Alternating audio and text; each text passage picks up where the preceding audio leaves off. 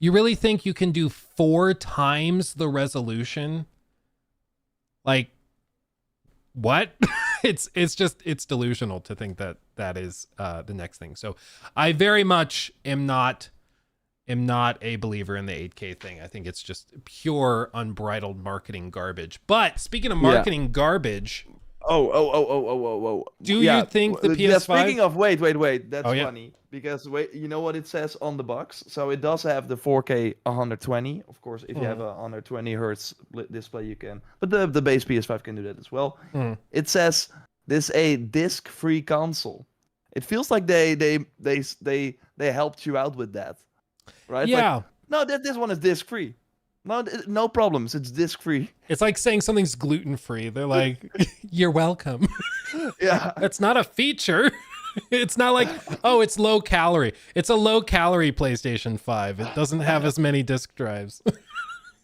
It's crazy. But yeah. What did you want to ask? So you've obviously taken it out of the box. You've tried it and tested it. I think I have a sneaking suspicion of what game you might have tested. I just call it a hunch. I don't know what you're talking about. I have no clue what you're talking about. Immediately ready to go.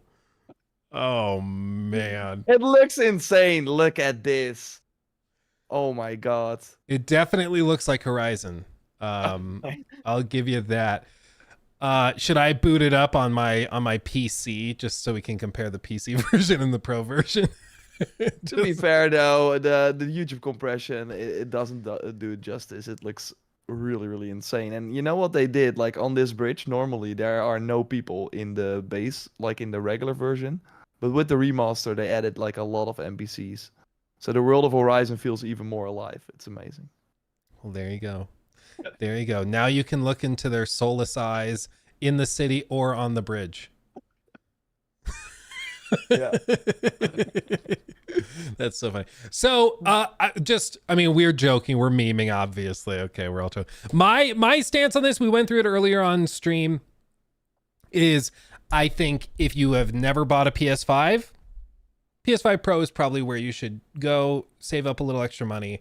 It's the most powerful one. You'll be able to like really crank it in the years that come as we start to get games like Ghost of Yotei, whatever Naughty Dog's working on, that type of thing. So I think if you don't have one and you're going to get one in the next year, get a PS5 Pro, sure. For people that currently have a PS5, I think it's really hard to justify that $700 price point. Especially when you factor in that like next year we're getting a new Switch and new graphics cards. So if you have a PC, there's upgradability there if you save the $700. So I think the only group that I could recommend this to, based on my understanding of it, is people who are getting into it for the first time. Maybe if you get a good trade-in or you're able to sell your PS5, so it's only like a $400 upgrade, maybe then. But even then, that's a hefty chunk of change. So that's my perspective on it. I think it's just tough to recommend right now. Maybe next year when we get GTA 6 and Ghost of Yotei and some other console games specifically, it'll be easier to recommend.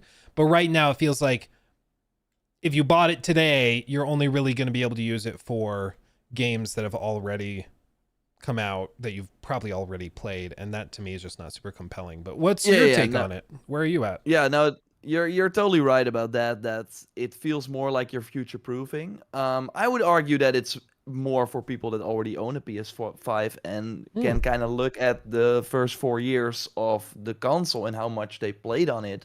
And like I especially think right now with some games taking super long to release, it's kind of way more a moment when something like a Final Fantasy VII Rebirth launches, because we don't, like that maybe is not the best example because that took 4 years to make, but Ghost of Yotei, when it launches next year, will be 5 years since the previous Ghost of Tsushima. And because we get less of these tentpole AAA games, I want to experience them in the best way possible. And it is already interesting to look at the games that we have right now and see what they are doing, because it does tell us what we can expect in the future. And you've likely seen the Final Fantasy VII Rebirth improvements already. Like the elevator pitch where it's like you don't have to choose between performance mode and quality mode anymore is true, but it goes even further. That's what I experienced while testing, and that kind of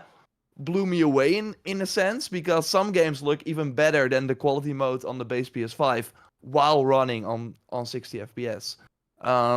So that is pretty cool. Like every time while playing Final Fantasy VII Rebirth when it came out, was switching between the graphics mode and the performance mode, because I knew that there was a better version out there that I did not experience, because I wanted to have the smoother frames during the combat. But the fact that you know that it can look better than you're experiencing, for me as someone who plays a lot on the console, it's awesome to now not have to make that choice anymore. A great example, for example, Star Wars Outlaws on PS5 has a performance mode and a resolution graphics mode. 30 FPS, better graphics, or 60 FPS, and you notice that it's blurry, it's not as great looking as the 30 FPS mode. On PS5 Pro, there's no choice anymore. They removed the graphics options, and we tested it, and it's basically the quality mode with the 60 FPS. So I think that's already pretty cool. Like, overall, if you're a PC person, this is not for you. But I think it's great that, and these are like kind of my top level thoughts, it's great that there is an option for people who want it to... This feels like a real next-gen console, while the PS5 is kind of like, this is, you can see what the machine can achieve, but you're constantly having to make a choice. Do I want the smoother frame rates? Then they bring the balance mode, 40 FPS, but it still feels like you're kind of handicapping yourself. You don't want to choose. You want the best next-gen experience. And yeah, it's kind of sad that it comes at a steep price, but this console is what I thought the PS5 was going to be before it came out, if that makes sense. Are you like bothered or perturbed by the pricing of like removing the disk drive, the stand? Does that type of thing bother you? Does that affect kind of the equation for you, or is it just not that big of a deal? I 100%. I think Sony clearly knows what they're doing. I think the biggest issue that I have living in Europe, and in the UK you have this issue as well. So some people say, oh, it's super expensive in Canada as well. In the US, you pay $700. In Europe, it's €800, and like $700 would be like 600 something euro. So we're basically paying €150 more for the exact same console and package. Mm-hmm. That doesn't make sense. Like, that's clearly because they are dominating in Europe, and in the US, like that's also why. Yeah, exactly. And that really bothers me, because basically they are saying, we could have made this work for €700 as well. But we know the European audience is like, we can get away with it, so we're getting that bigger margin. So yeah, that sucks, of course, not having the vertical stand. Like, you really need it. Although, and I got some like comments about it. I, on the regular PS5, always use it like vertically, but I never use the stand. So it still works, but I know for the ventilation and stuff, it's not the best thing. And of course, if you have this more expensive console, spending the extra money, you feel like it would be stupid to not to, but everyone wants to put their PS5 like they do in the commercials, right? To put it like horizontally sucks. So yeah, of course, they make a lot of like anti-consumer moves, but like what we're seeing with Ubisoft right now, they knew all the time that not putting the game on Steam, doing the Ultimate Edition for $130, etc., was all anti-consumer. So the moment they are struggling, they're like, okay, we're removing all that. Please come back to us. And Sony is in a position where they're like, people will come anyways, so we're doing it. And that is more to kind of explain why they are doing it. Not that I'm saying that it's good or anything, but that is sadly the situation. But still, I would have preferred them to do it like this and still give me this option to experience. I saw, let's say, Blast, I think, in the chat was saying, so basically the PS5 Pro is what the PS5, the promise of the PS5 is the PS5 Pro. And that's basically what it is. It is really no issues. This is the next gen experience that we were kind of promised. And even better sometimes, because while Outlaws doesn't give you the option anymore, there are games that are like, yo, if you want the quality mode, if you don't mind playing on 30 FPS, we now have more ray tracing. It looks even better, and the character models are popping off the screen for some of the games. Like, really, if you played 60 FPS games on PS5, you know that, yeah, you're kind of getting this sort of weird blurred vision. It's like as if I'm not wearing my contact lenses sometimes. Like that's what the experience kind of is, and you get used to it while playing. But you know there's this way sharper quality mode, and now you don't have to choose. And yeah, it's kind of wild having to go back to these games. And even Rise of the Ronin looks good now. Imagine that. I can't. No, I'm kidding, but it does look better. It does look better. One quick question, then I'll continue poking your brain. I heard somebody say that the bottom of the PS5 Pro is like slanted, so it doesn't stand up by itself flat. Is that true, or does it sit up just like the regular PS5? Let's grab it, right? I'm gonna quickly turn it off, and then we can... Okay. Because basically, just in case anybody is not clear on what I'm asking, the base PS5, like Jor said, you can just set it vertically without the stand that's in the box. I think you can do that with this one as well. It's fine. Okay. With the PS5 Pro, I heard people saying that in the pictures, it looked as though it wasn't going to sit standing up without the like paid for stand. Like they designed it to be wobbly unless you buy the stand for $30. So I want to know if that's the case, or if you can honestly just stand it vertically without the stand. Then I do, of course, then have to remove the stand, but it's possible. It's not that hard to actually install. Oh, they sent you the stand and everything? Wow. I already bought one, but they like, that's kind of crazy that they did send me the stand as well, Sony. That they considered like, that part of the package. Yeah, well, they did not. Well, if you buy it, you don't get it. That's funny. Jor's forgetting that our taxes aren't included and his VAT taxes are. Yeah, so the in some countries the taxes are included, in others they're not. In the US it's 700 plus tax, which depending on where you live, it could be different. Where I live, even if you buy it, like there's a Best Buy that's in one city and literally across the road is a different city border. So if you buy the console in the Best Buy, you pay an extra like $8 for their sales tax or whatever for their city. And then if you buy it on the other side of the road, you don't pay that. So literally just by going to the other side of the road, it's a cup of coffee difference, just based on taxes. It's crazy. Let's see. Yeah, I need to find like a good place where I can put it, but I haven't. Oh man, okay, but this is basically the console. But as you can see, I made already on my hand. You can see that it stands up ribbed for your pleasure. Fine. But is it like stable if you just set it? Like try setting it on the floor, just like to see if it. I just want to know if it like wobbles or is shaky if you don't use the stand. Not at all. It's nice and solid. Wait, we're going crazy, but then you see my very not cleaned up floor, but. I swear, if it looks like Asmongold's room, I'm gonna laugh so hard. Just piles of food. Oh no. Let's see if I can like quickly. Just like there's multiple dead rats in there, Jor. Oh, look at that action angle. Yeah, so I mean, even just there, and it looks like it's actually raised up, like the plates go down a little bit, so it like lifts it off the ground, so there's more ventilation. Yeah. So yeah, I think that is officially debunked.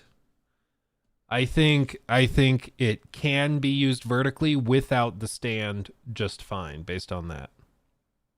Yes. Which is good to like. After seeing all the anti-consumer stuff, I was like, I would not put it past them to like make the white plate bulge on one side so that it wobbles and you have to buy the vertical stand. It's like that would be so slimy if they did that, but it looks like it will stand without the stand. It'll just be like a little more unstable. So there you go. $30 saved. Boom. Debunked right there. Everybody. Go team. Wow. We If did this it. was like any nice info, of course, consider giving us a 5-star. That's like we say. Yeah, 5-star on Spotify, please. 5-star Spotify. What's yeah. something that surprised you about it? Is there something about it that you did not expect, whether it's the physical design or if it's the software experience? Like, have you tried any base PS4 games that are not enhanced? Not really. Like there are, it really depends on the game. Like what surprised me the most, and that's what we just did not see. Like overall, I think this is a way bigger jump than, for example, going from the PS4 to the PS4 Pro, where for the PS4 Pro it was more like, yeah, sure, HDR, but then the base PS4 got it as well a bit. And of course, having the output to 4K, even though it's scaled up, it wasn't even native. My surprise is that every game is different. That there's no like one way that Sony's like, you have to do it like this. For example, some games like Stellar Blade still gives you the option to go for the regular graphics modes, but they added Pro Max and Pro mode. And yeah, Pro is then a upgraded balanced mode, so 40 FPS, and they use the upscaling AI technology to make it look better. And you also have Pro Max, which is basically the performance mode, but also looking way better. Yeah, that game now also has 120 hertz refresh rate, which was not possible on the base PS5, while something like Hogwarts Legacy has the exact same graphics modes that you had before, but they all look much better. So and again, Outlaws removed it altogether. Mirage has the same as well, also better. Dragon's Dogma 2 has the variable refresh rate. So on console, and you probably played it on PC, right? We were stuck at 30 FPS that game. But later on, they added an option to add the variable frame rate, so it could go up if you were in an area that did not like cost a lot of memory and stuff. But now with the PS5 Pro, because it's uncapped, you can go even higher. So that's one way with the RE engine, and that's nice to know for something like Monster Hunter Wilds and Resident Evil 9 probably at one point. They might be stuck at 30 FPS on PS5, but with PS5 Pro having the uncapped frame rate, they can go higher. So that is my biggest surprise, that it's not like, okay, the graphics modes that were already there, they are improved. No, it's like, here you have the tools, this is the console, these are the specs, go ham with it. And I think that's pretty cool. Also, everybody that's with us live, thank you for joining us live. If you have any questions, can't guarantee we'll get to them, but if you have questions for Jor about the console, put them in chat and we can ask him. Again, can't guarantee we'll get to all of them, but we will keep an eye. Yeah, if you do a super chat, of course, we will totally answer that. Yes. Sumaya, speaking of super chats, thank you for the super chat, says, the real question on all of our minds is, how does Dragon Ball Sparking Zero look on the PS5 Pro? I want the professional opinion of Jor. I am also interested in Jor Raptor's opinion of Sparking Zero as our resident Dragon Ball expert. So what do you think, Jor? So after Horizon, I of course had to try. I stole the disc because I'm not gonna pay for it, of course. So I'm not gonna give them any of my money. But yeah, I don't have a disc drive, so I could not test it. Wow. Yeah. Well, I guess that brings up another question, which is, do you are you bothered by all of these like anti-consumer, in my opinion, things that they've done? The disk drive reportedly has been it's had its production slashed, so it's very difficult to find one.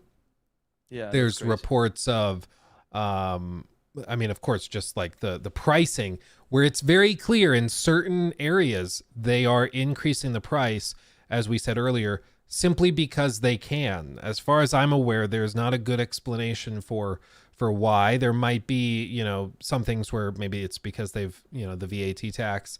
But even that doesn't really equalize the prices, and it's not like there's massive tariffs or import duties and things on these things that could account for hundreds and hundreds of dollars effectively being added. So what's your take on those anti-consumer things? Is there a point where for you don't want to support it just out of that, or do you think it's just a necessary evil in the industry? Like what are your thoughts on that? Because I hear that all the time with this. I mean, I think we can go back to a quote from Don Metric. Like, if you can't afford it, just go and play on your regular PS5. In the words of Don Matrick, the king of Xbox from the Xbox One era. Shut up, brokey. I love that, of course, for people who don't know. I mean, probably people know, right? The one where Jeff Keighley is asking, so what do you say to the people that don't have an internet connection or like a stable internet connection but want to get an Xbox One? Well, we have a console for that, the Xbox 360, so you can play that. Yeah. The same thing. It was, and I don't know if it was that same interview, but it was brought up to him, like, what about servicemen and women, people in the armed forces, like fighting for America, that are on Air Force bases and stuff in the Middle East who can't, like, they don't have an internet connection. And he was like, or they're on a nuclear sub. It's like, sucks to suck, man. I don't know. He's like, they shouldn't, maybe get a different job. It was like the most insulting thing ever. Yeah. I love, by the way, but I will answer the question, but I love, by the way, Dylan saying, wait, you're actually played Sparking Zero, and then like 1 second later, never mind. Just wait, no. Got him at the first half. No, but yeah, that sucks, of course. Because especially right now, if you buy the PS5 Pro, the only thing you're going to do is go back to older games that you maybe have not finished yet or want to replay with the enhancements. But if you have them on disc, you're screwed. So, I mean, yeah, I would not buy a disc drive for that amount. Like, I don't think right now the PS5 Pro enhancements for probably games you already played. Like, it sucked if you, for example, bought Dragon Age the Veilguard physically, and yeah, you waited for the PS5 Pro to arrive, and you don't have a disc drive to play it. Like, that kind of sucks. I wonder, though, how many of those situations are there. And I would just say, wait if you want to play your back catalog that is on a disc on the PS5 Pro, because I don't think the sort of enhancements that the PS5 Pro brings are worth the kind of crazy prices for the disc drive right now, while probably in a year this will be resolved. So I would just wait, probably before GTA 6, because I think there will be a window between now and GTA 6 launch where they will suddenly become available again. That is when you want to strike, because I think when GTA 6 launches, it will probably be in the same situation again. But I think right now... Oh, sorry, yeah. I was just going to say, I think I see some people mentioning in chat some confusion as to why people are upset about this. I think the reason people are upset about the disc drive thing specifically is, for one, it's a premium price console that doesn't have features that the base console included. And then they put it on the box like it's a feature, like it's gluten-free, but it's disc-free. It's that is one element of it. But beyond that, there seems to be evidence that Sony has limited the supply of the disc drives. So if you bought the PS5 Pro with the hope of getting a disc drive for it so you could have physical games coming on it, they want those to be scarce enough that you are pushed into buying into the digital store. PlayStation's digital store is among the most aggressive when it comes to pricing. They don't put stuff on sale hardly ever. They take a much bigger cut of purchases through their digital store than if you bought the game at retail. So they have a vested interest in pushing you towards digital. And so you might be like, well, then why is there a disk drive at all? It seems, and I've heard from some very, very smart people, lawyers specifically, that there is a real question as to whether you'd be able to sell a fully digital only without having a disk drive option in your lineup, because there are all sorts of questions from other regulatory bodies, especially in Europe, that call into question anti-competitive stuff.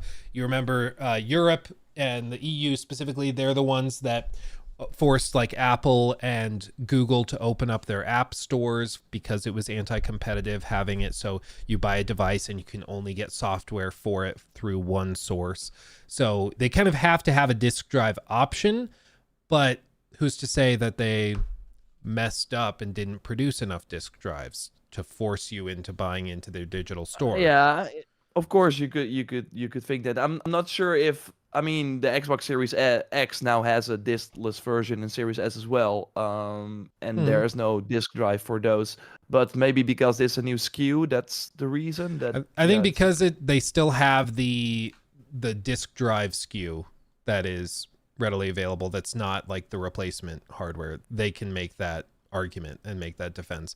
If they were to release like a Xbox Pro or whatever and not have a disk drive in it, then I think you'd see regulatory bodies flipping out. Okay. Whereas this is like still just the Xbox Series X, but digital. Yeah, we have many people now saying that there are sales, a lot of good sales in the PlayStation Store. That's of course true, but that is also to kind of combat what the retailers are kind of doing, of course. So like, and another like example of why you can go to GameStop and then trade in your game and get a new game. Like that's another another positive for physical games that I know a lot of people use, or probably less people now than ever, but I guess I guess I should be more precise. Like, one of the issues with the PlayStation Store is the Horizon remaster is a prime example of this. So they did this Horizon Zero Dawn remaster. The game previously was selling sometimes on sale for like $10 a copy, right? They do this remaster where it's a $10 upgrade if you own the original. The original goes up to $40, so you can buy it for $40, pay $10 to upgrade, so you're in $50 to get the remastered version, or you can just buy the remastered version for $50. Because it's all digital and they control the store, they have it locked down. So now a game that you previously were buying for $10, the only way you can purchase it digitally is for effectively $40 for the old version or $50 for the new version. So everybody's going to pay $50. Because it's not an open market, there's no secondary market. There's no buying a secondary digital copy. There's nothing like that. So because they have it locked down, they can push you into that. And that's more of the messiness that goes on. So I'll correct myself in saying that there's never sales or there's bad sales or stuff like that. It's more the tight market control to affect pricing that people, and myself included, have a problem with. But I think the PS5 Pro is what the PS6 will be as well. I think there will be just one PS6 SKU with a disk drive, and that's probably what they're gonna do. Because I do think for them it only makes sense, and those types of stores are also getting less and less popular. So I do think it's the inevitability, but I am curious what the consequence of that will be. But I think right now the disk drive situation is crazy. But I would not spend like $250 or more on one. Then you kind of miss the boat, I guess. I should then just wait till it's more readily available. Yeah, I think to a certain extent, the people that are upset about the disk drive stuff, the people that are upset about the stand, the people that are upset about all that stuff, it wasn't like this was not designed for them. This was designed and is being marketed towards the hardcore PlayStation fans who want the latest and greatest. They want to play these things. And so for somebody like me who is like, so I'm going to spend $700 on a console to play games I've already played, like, to me, that's not super compelling. Next year, I think it will be compelling. If it's like, hey, this is the definitive place to play GTA 6, I think that's a really compelling offering if you have the best console for a game that will only be on console. Yeah, that makes sense. For sure. So I think next year, the PS5 Pro makes a lot of sense to get. As of today, though, I just don't see why people are rushing out and like freaking out over I mean, If you know, you like, again, I think it really depends on what has been your PS5, and this sounds very marketing, but like journey, like what has been your experience with the console so far, and if you've been playing it every month and playing a lot of games this year and the previous years, and you know I'm gonna play Ghost of Yotei, Death Stranding 2 might be interesting, Assassin's Creed Shadows, like all the games moving forward, just like with the PS4 Pro, will have these enhancements. And what I'm seeing right now from the games that I tested, they are really impactful, these enhancements. And we have just started to see when we finally drop the PS4 and games get made exclusively for the new hardware and the Xbox Series, of course, included, that, yeah, 60 FPS 4K is just not common anymore. And especially with Unreal Engine 5 games, but also, yeah, Ubisoft's Snowdrop engine, and yeah, the RE engine is a great example. Like those games are asking just a lot from the console, and yeah, the base PS5 just can't handle all of that. So I think it's pretty cool that there is an option to go beyond that. And you already mentioned it as well, but I think it's worth noting. You don't have to like just spend the 700. You can, like, that is, I think, the positive about the fact that the PS5 has not gone down in price. You can still sell your PS5 probably for 400. You get a new controller in this box, so yeah, you can just give your old controller away with the console, and then you can buy it for $300. I think that's worth it. I mean, yeah, I see what you mean. But even then, it's $300 to upgrade because you're giving up your old console. So like, it's a $300 upscaler, a $300, It's three games to add that. Like, by now, almost yeah, like four games. It's a chunk of change, and I think for me, it's really quite simple. It makes sense next year, I think. But who knows? Maybe we'll get an upgraded Xbox or something that blows it out of the water or something. I don't expect that, but maybe. But as of right now, you're gonna most likely buy a console that's gonna sit on your shelf and not really do much until next year. So for me, I'm like, just wait till next year. You don't need to spend the money right now. And who knows, maybe by next year, something else will come that will blow you away. Maybe, Switch 2 is announced and comes out and has some Game of the Year contenders day one. And you're like, hey, I'd rather spend my $700 there, But I'm like, okay, but why would you then not buy it here? It's not gonna drop in price next year. So why would you then not buy it now? I think the present value of money is a thing for a lot of people. If you've saved up money and, say you've got $600-700 in a savings account, spending that money, Yeah, no, it's on of your course, shelf. yeah, no, I'm just saying that I don't think like actually people, of course, I think like if you're right now kind of saying but this and this and this, then it's not for you, and that's totally fine. Like it's also, if you don't know what you're missing, you're probably not missing it in this case. But I have now played around with it, and this is what I want. Like I want, when those big games finally launch, we're waiting so long, to have the best experience and not know that, oh damn, I'm missing out on amazing graphics because like this scene would have, and this might sound crazy, but for me that is the case. If I play on my big TV screen in my living room, and I know, oh wow, this scene would have looked so much better in the graphics mode, but I want the 60 FPS now, to not have that feeling anymore. That is kind of cool. And worth noting, of course, you mentioned like not having the disk drive sucks big time. Having to buy the vertical stand.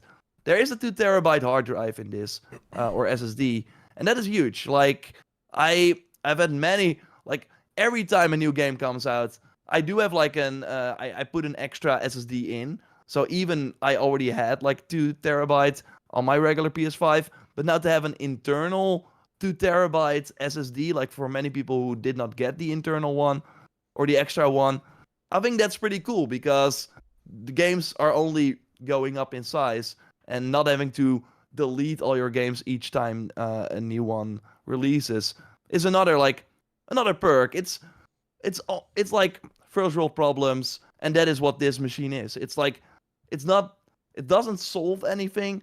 It just makes my hobby better. And I don't play on PC. I use it only for work. So I want to experience the that there is, and I'm happy that that option is there for people that want it. Yeah. Sure. I think there is a market for it. I don't think this is as easy of a recommend as like the PS4 Pro was. I do think it also is sort of exemplary of the current PlayStation business model, which is they've gotten really comfy. They are leading and they know it. And just like with the PS3, they know that they can push the limits and push the boundary, and they know they can get away with it because they own the market right now, and people are gonna buy it no matter what. I like, to me, the PS5 Pro, it's like, whatever, you don't have to get it. It's, if you don't think the upgrades are worth it, just don't buy it. Really simple. But I do think it signals what they're going to do with the PlayStation 6, which I think is more concerning, because I think by going steadily up the pricing ladder, they're setting the stage for an all-time expensive PlayStation 6. And what do you think? What do you think about that? What do you think the price will be? I think it depends on the year that they do it. If they rush it, I mean, the expectation is 2028. Xbox, some of the documents were suggesting that they might be getting into the next gen in 2026, which would be interesting if PlayStation tries to like accelerate plans at all. But it's not that easy to just accelerate console plans. Like, they're just now locking up AMD for an expected launch 4 years from now. So it's not that simple to just be like, move it up 2 years. It's not that easy. But I think that they very easily could charge $799 for the next gen console. Yeah. No. I think if you rewind the clocks a year, or certainly 2 to 3 years, and you were saying that PlayStation was going to launch a $700 console, people would have had that reaction too. No, but it's different. What? It's different. It's about the entry point. One of the things we of course saw with the PlayStation 5 and what Sony shared in their financial documents, and one of the reasons that they're not launching their single player games day and date on PC is because every PlayStation, and I can like share you the image right here. Or maybe I can like do the link as well to Twitter. I actually made a post on this as well, because I saw a lot of people talk about it. But every PlayStation 5 they sell, the people that buy it on average in the first 4 years spend $731 on accessories, PlayStation Plus, games, and etc. And I really think like that is sort of like you want your console to be in people's living rooms, because those people that have that are more engaged, are going to spend way more in your PlayStation store. And by the way, the $731 is almost $200, $150 more than it was in the PS4 generation. So if this trend continues, they might reach like $850 per person in the first 4 years on PlayStation 6. But if they do the math and see, okay, if we make the PS6 $800, and then way less people will make the jump. They will probably stay on PS5, get less engaged because some games are not working well. They kind of feel left behind, and they might stop playing altogether or move somewhere else to PC or whatever. So they're kind of losing, I think, a pretty sizable market that if they would be able to buy the PS6, are probably going to spend that average amount of money. So that's way more than Sony would get on the maybe $200 extra that they're now getting on each console sold. So I think for an entry model, like I'm not saying, I totally think there's going to be a PS6 Pro. It will probably be $1,000. Easy. But I also think that the entry model for the generation, they have to lower that. And I think they're going for a digital-only PS6. I mean, the digital-only PS5, when it came out, 400. I think 600 is the highest they are going to go. And that is still a number that, of course, they got kind of scared of with the PS3. That is a long time ago, though. But I really think it's not going to be higher than 600. Maybe without the disk drive, so that's still okay, it's not a better deal. It's not like a great deal. But I really think if you want to join the PS6 generation, because Sony wants you in. because then they can sell you games and all the other stuff. Third parties don't want. Oh yeah, yeah. Most of this growth in this chart, for those listening, it's a side by side showing the PlayStation 4 lifetime spend versus PS5. PS4 lifetime spend at $580 versus the PlayStation 5 at $731. But most of the growth, peripherals up 34%, service spending, so like subscriptions and things like that, PlayStation Plus, all of that, up 57%. Content add-ons up 176%. So that's things like microtransactions, DLCs, that type of thing. And then content full game spending is down 12%. So people are buying fewer games, spending less money on full games, but they're spending way more on microtransactions, DLC, almost double. that type of thing. Yeah. Well, technically double, because up 100% would be double. So it's like almost triple. Oh yeah. Nice point. Yeah. But with that, I mean, I totally understand what you're saying. I think what I'm seeing is that Sony, when they get like comfortable, when they think that they are at the peak and they're untouchable, they tend to push real hard. And I think you see that with European pricing, you see that with Australian pricing, you know, all over the world. They are really pushing the boundary with this thing. So maybe it's not $7.99 in the States. Maybe in the States it's $5.99 is the disc version, $4.99 for the discless version or whatever they do. But I think you could certainly see it proportionally in Europe or in some of these other markets.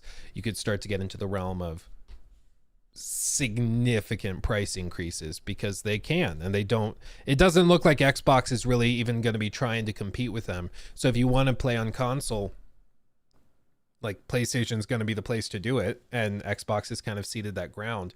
So why wouldn't they really push it? Like, I would then say, okay, but then launch a PS6 Pro at launch and do a PS6 like regular model at 600 without a disk drive. Like, that's still $200 more. That's a significant jump, a way higher one that we've seen before. They might just fully embrace the freaking Apple mindset, which is no more of this SSD expansion stuff. They cut that. And they have 2 SKUs at launch, or maybe even 3. One that is, 2 terabyte. The next is 5. The other one is 10. And normally for a little M.2 SSD, maybe, this type of thing would be $150 or something. But for them, the pricing is $400. It's $400 more, $300 more. Apple's gotten away with it for a long time. And you better believe Sony's looking at Apple. Everybody in the tech world looks at Apple and how they get away with their egregious pricing. And it's of course I do think, and that's why I did not use that analogy, because I don't think it's fair. Like, I could argue, okay, but people buy a new phone every year and that costs $1,500. Like, if you buy the new one and the best one, a Pro is like half the price almost. So why are we like, and you can easily sell your old PS5. Of course, that's the same for phones, but then you would still have to, put in way more money. But I don't agree with that, because a phone is just completely different from a console. And I think people will more easily live without PlayStation and move to Switch 2 if that's $400. Maybe Xbox is still in the running with a S2, I don't know, and that's like cheaper. I do think Sony and I do think it's also in the best interest of the third parties. They don't want people to stop playing on PlayStation, or maybe give up their hobby of gaming altogether. I do think that's a possibility as well. Like, what we've really seen is that the console amount of people that buy consoles has not grown over the years, and maybe it will go down. Like, I do think GTA 6 will be a big moment where a lot of lapsed players will come back. But I do think that right now we are kind of missing the innovation in the gaming overall, especially with Nintendo at the final few years of their Switch life cycle, where I think people have, especially after COVID, where way more people played, I overall think that less people are playing now than a few years ago. And I think people would be fine being like, okay, I'm kind of done with gaming. It's getting too expensive. Or they will go to mobile games. Destiny Rising looks AAA. I'm gonna play that. I don't know. Like, I think Sony, and I get where you're coming from because they've been cocky like this before. I just have no reason to believe that they will make the entry point to the PS6 way higher, unless they do, okay, PS5 Pro is now the base model and that's $400, and they're kind of going full Apple model where, hey, it's just an iteration each time instead of a boom new generation. Because I think another point, they they have to make the PS6 a giant leap, especially over the PS5 Pro. It has to cost almost $800, because a console that cost 800 4 years ago versus a new console that cost 600 4 years later, like what is the sort of leap they can make, right? Because maybe you can argue that making the PS5 Pro in 4 years is going to be the same as a console you would sell for 600, if that makes sense. So I am curious if that maybe plays into it as well, where they're like, yeah, if we want to go crazy, if we really want to give people a next generation feel, we have to go with this price. But yeah, we're speculating, of course, at this point. Yeah, no, I mean it's all speculation, but I think my point is we have seen what PlayStation does when they get cocky. And whether you look at something like a Concord or you look at the PlayStation 3 pricing, there is a company culture when they get comfortable and overconfident, they get really overconfident and they screw up. And then they get back in check and they nail it and they do a great job, but they tend to swing pretty heavily one way or the other. Play has more and more limits. That's funny. So I think that with this, there's going to be, I think, a lot of there's going to be overstepping. There's going to be some stuff with it. When we compare Apple to PlayStation, I totally understand like the distinction between cell phones and consoles and things. On the flip side, you could also argue that it's easier to justify a bigger initial purchase for a console because you're making that purchase once every 4, 5, 6 years, whereas a cell phone, people are doing that maybe once every 2 to 3 years on average. So they can justify spending more upfront than on a phone. On the flip side, I think more of what this has to do with, and this is why I think the disk drive thing is important. When you are locked into an ecosystem, you are much more likely to stay in that ecosystem forever. When all of your games are on PlayStation and they're digital, you can't sell them at GameStop to get some money to kickstart your new collection on a different platform. That locks you in. And once you are a captive customer, they put you in the herd and then they jack up the prices. It's like business 101. It's even sub 101. It's just business 100. Like you lock in your customer base, and once they're captive, then you raise the prices. It's not that complicated. And to think that they wouldn't do that is naive, I think. Whether they do it to the extent of like, $200 increase on the console, I think that's definitely fair to question, because that I think could be that could suffer a big blowback. But what I see right now are the foundations of laddering the price up. Same thing that Apple did. And frankly, it's the same thing that PlayStation did at the start of this generation. It wasn't that long ago, consoles, it was just assumed would start at 300 and then they ladder up. And I understand inflationary pressures and things have changed how things are priced, certainly, but also the volume of console sales, the volume of games sold, that's also increased. Margins are based on percentages, not individual units. So you can't just compare numbers 1-to-1 and expect it to work out. But with all this, we're speculating. At the end of the day, with the PS5 Pro, it seems like a solid console that's not for everybody today. Next year, in my opinion, I think it's a much more compelling offering. Once there's games that really put it to the test and really, really push it. But as of November 6th, 2024, I'm not so sure that it's a super compelling thing. No. And another small thing, like they add, of course, a DualSense controller with it, but it's not the newer one with the better battery, which is weird to me. So they have like a newer. They quietly like launched a newer model. And you can like see it thanks to the sort of FCC ID it has. But this one is an old one. We're second rank citizens even though we buy the Pro. What's this? Cringe. But okay, any other last minute roundup stuff you want to do before we take off, Mr. Jor? I mean, let's if there are still some people with questions, we can like rapid fire some of those. Let us know in the chat. We still have a tiny bit of time for that. And yeah, I totally think what you're saying is right. Like right now, there are not a lot of games that I'm looking forward to playing in the near future on the system, and that's what I will also say in the main video I will do. Like all the games that I've tested, I've already finished, so I don't care really. It's cool to see. It's just the promise, I think. Like Final Fantasy VII Rebirth, we know a third one is coming, so yeah, that third one will obviously have the same benefits as this one because it will still be on PS5. Same for Jedi Survivor. That game ran pretty poorly on PS5, also on other platforms. But this like Pro version feels like that's how you are meant to play it in, and it kind of sucks in a way. But yeah, I did not get the issues that I got before on the base PS5. Same with like Hogwarts Legacy. We know there's DLC coming.